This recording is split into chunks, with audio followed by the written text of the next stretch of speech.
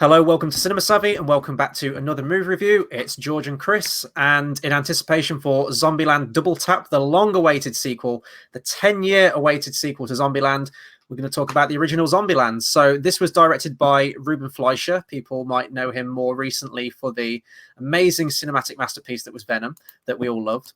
But this came out in 2009. This was a zombie comedy movie. You know what it is. You've seen the trailers for the new one. This was, of course, starring Woody Harrelson, Jesse Eisenberg, Emma Stone, and Abigail Breslin. Very sort of small, compact cast. Although it did have like a lot of CGI in there, it still feels somewhat low budget in some way, and kind of intimate with that sort of family grouping.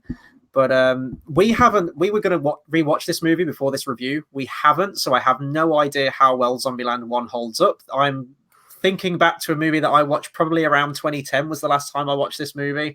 I have watched it a number of times. I do remember it very well. But when was the last time you watched it? Can you remember? I want to say a couple of years ago. I know that sounds really bad. It's one of them films where you kind of like discovered it for the first. It's a bit like Superbad, not in terms of quality or the comedy, but it was one of them kind of cult comedy films. I think that a couple of people saw. I think it was a relative nice hit. I want to say financially, I could be wrong. I think it was definitely a film that grew over the years, cult status. More people saw it, more people talked about it. It spread it via word of mouth. Now, the biggest thing going for this, without jumping in, was the cast. I think the cast are what draw people back to it. Probably what is the reason some people would have chose to watch this film in the first place. I think this may be one of the first Woody Harrelson films I saw. And I think this made me like not attracted to him in that way, but in terms of this is a good actor, he's a funny guy, and you kind of find careers off this. And essentially, the cast of this to me, but are like, oh, they'll always be from Zombieland. Even though Woody Harrelson's done Star Wars, did he win an Oscar for? No, he didn't win the Oscar for Three Billboards, but he's been nominated for many things. He's been great in many things, but it was always Zombieland to me was that film that I kind of have him tagged down as. Probably for like Liam Neeson. Liam Neeson will always be Qui-Gon Jinn to me because it's that kind of first connection you have to an actor. It's nostalgia in many ways. It is nostalgia, isn't it? I mean, I remember very vividly when I saw this film at the cinema. It was for someone's 18th birthday. I think it was sixth form at my school. We went along to it, and it was that good group movie. And I do remember going to see it a number of times around the time that it came out, and around that time as well. And I think a couple of years after this movie came out, you did see, like when Twilight came out, you had the vampire surge of media coming out. You had the Vampire Diaries. I think you had another vampire TV show as well, which the name escapes me. True Blood? That was it, yeah. You had like a number of vampire things come out. The same thing with the zombies as well. With video games, you had the likes of... well, earlier in the year, you had the Dawn of the Dead remake. That was in 2004. Then you had video games like Left 4 Dead, Dead Rising... A year after Zombieland, we had The Walking Dead, which is now, I think that's still going, isn't it? I think that's on like season 10 now or something. Should have ended years ago. But it definitely did come out around the time where you did have that huge zombie surge of media that came out. It was very, very popular, which will be interesting to see now how Zombieland 2 does by 2019's audience, now that that zombie surge has kind of dipped a little bit. Will this do as well as Zombieland 1? That remains to be seen. But no, like I remember seeing the trailers for this thing and instantly being just grabbed by. I love the stuff where like visuals come up on the screen, like the whole rule thing. I remember that was all over the trailers, and it looked really quirky and different. And I hadn't seen that in a zombie comedy before. Like I know before that you'd had Shaun of the Dead as well, which this and Zombieland are probably your big two zombie comedy films that you can think of. But this had like a unique flair to it, and I really liked that, and that's what grabbed me about the trailer. And you get even more of that when you actually see the movie as well. Yeah, I think the rules was, I didn't see this in cinema, I didn't see trailers. This was like a film that people just watched. Everyone saw about it. And the concept of the rules was, it just felt very unique. It was kind of, here's this OCD checklist of how you should react in this situation. And I think Jesse Eisenberg is one of those actors where you're going to get that from him. Like everyone suits their role so well in this, and it's jumping the gun. But I think the first viewing of this was probably one of the funnest viewings in quite a while. Again, it jumps back to that nostalgic cult status. Everyone's kind of seen it, loves it. They might not talk about it, but it's a film I think is very fun in a lot of people's mind. And I guess we could say the sequel's been in development hell for probably nearer 10 years too. When you've got a cast like this as well, I don't understand nasty. Certainly, 3 of these 4 are very, very busy these days. Not to disrespect any others, but it's probably the easiest cast to get together as lead roles for a film.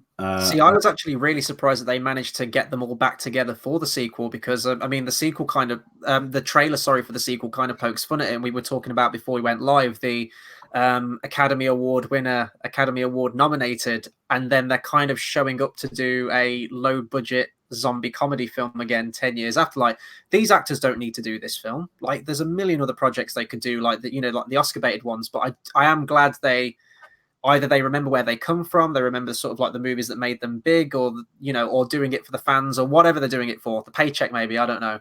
But I am really surprised they managed to get them all back together again for it. Yeah, especially Emma Stone. I think that was probably Yeah. the big one that people spoke about. Obviously, she's done a lot of other roles. She's still done some big films over the years. Obviously, she's doing Cruella de Vil now, unfortunately. But I think what tied in with this was that they had the chemistry with one another. Now, one thing that I know this is jumping the gun. This kind of fits into it. One of the most amazing things about this. Now, this is definitely the fact we're English. Twinkies.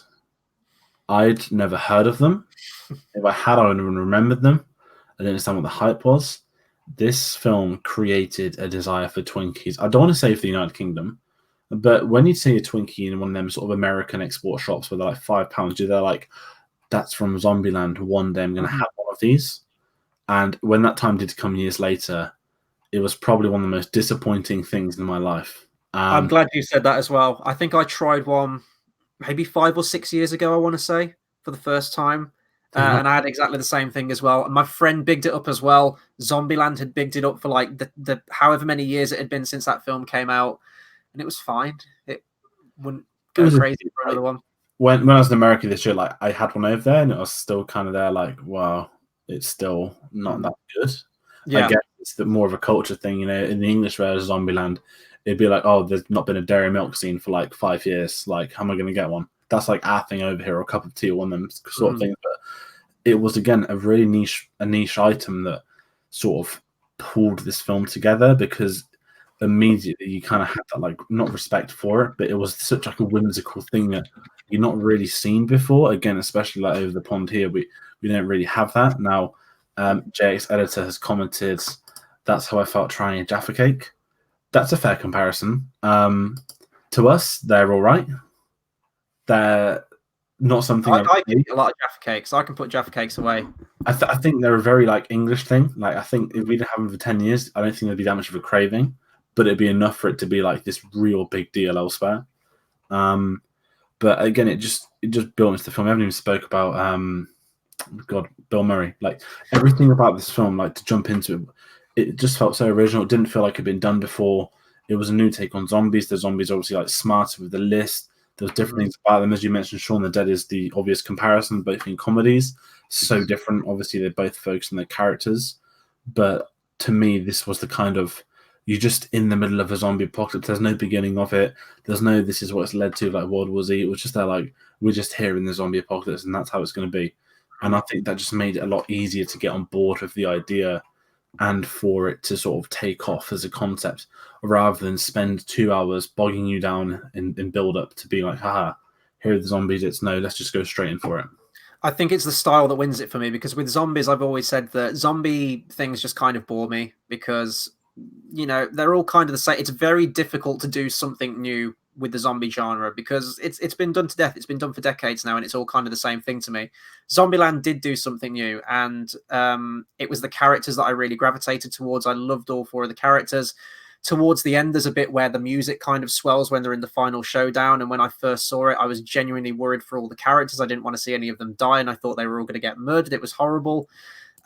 Also, I just think it's a really, really well-written and tightly written script as well. And the runtime as well. The film clocks in at about 88 minutes. It's not even an hour and a half, but I think that's a really good runtime for it. I think any more, it might outstay its welcome. But no, I loved it. You mentioned Bill Murray as well. This is the highlight of the movie for me. I'm sure it's the highlight of the movie for everyone else. Whether there's going to be another cameo from a different celebrity in this new movie, or whether they're going to bring Bill Murray back. I think I've seen some things in trailers where it looks like he's back, maybe a post-credit scene or something. I don't know. Bill Murray is one of my favorite actors. He always has been since the days of Ghostbusters or Lost in Translation. I feel like Woody Harrelson's character now. He says, like, I've seen every single movie you've ever made. And it was amazing. That whole segment where they're with Bill Murray, they're doing the Ghostbusters thing and everything like that. And the bit where he dies as well, because I am kind of there with Emma Stone's character where I am almost crying because Bill Murray's just died on camera, but it is also really funny at the same time. It's one of them where you could only...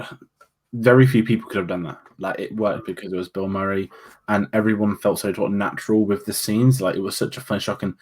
The way in which he died as well, like playing the prank on someone, I think it kind of not like summed up the film, but how many cameos or sort of, well, would do anything like that, play them.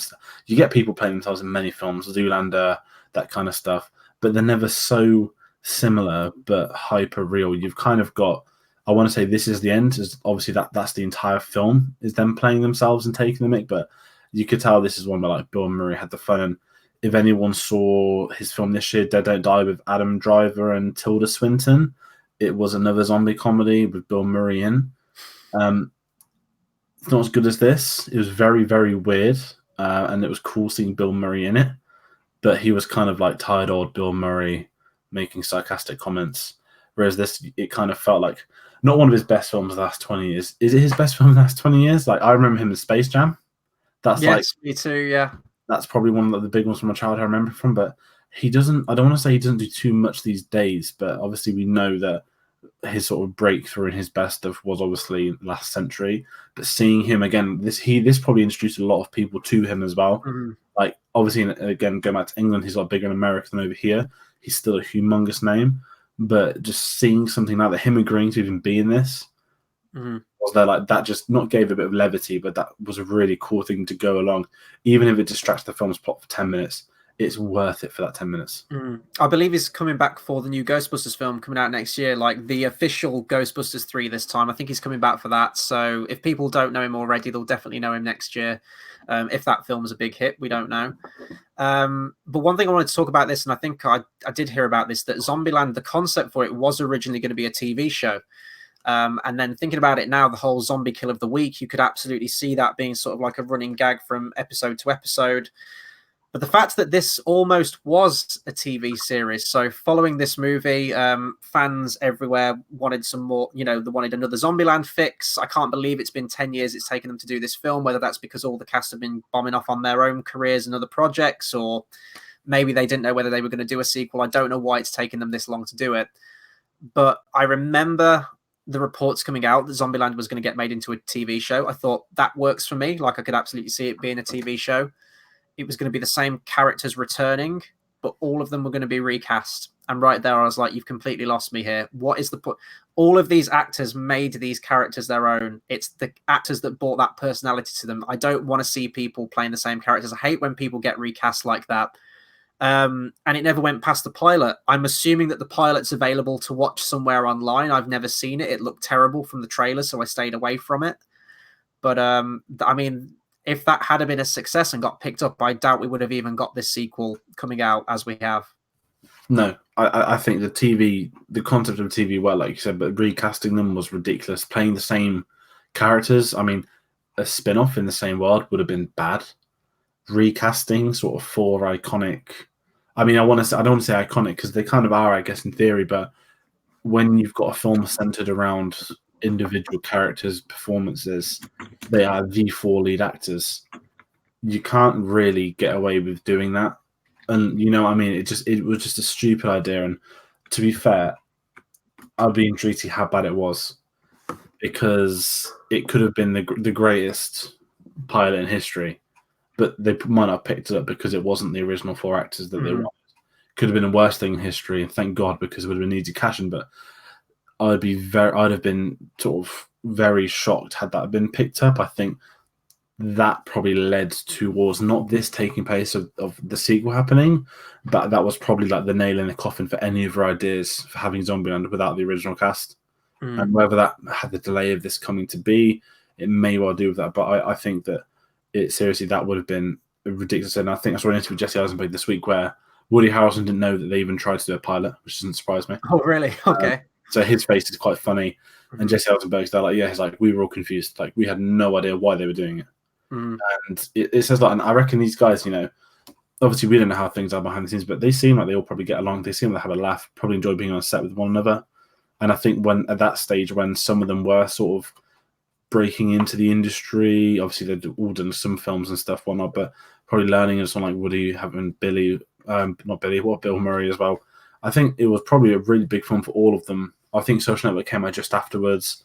Obviously, Emma Stone was slowly sort of rising up at that point. I think Easy A came afterwards as well. Mhm. It's just one of them films where they've probably got a lot of fond memories of one another doing that project, and it's probably nice for them. Not, I don't want to say like a Zoolander 2 or like a Dumb and Dumber reuniting, but it's kind of when you've got these like famous characters in comedies, you can't just chuck them in a room and be like, it's all hunky dory, let's go again.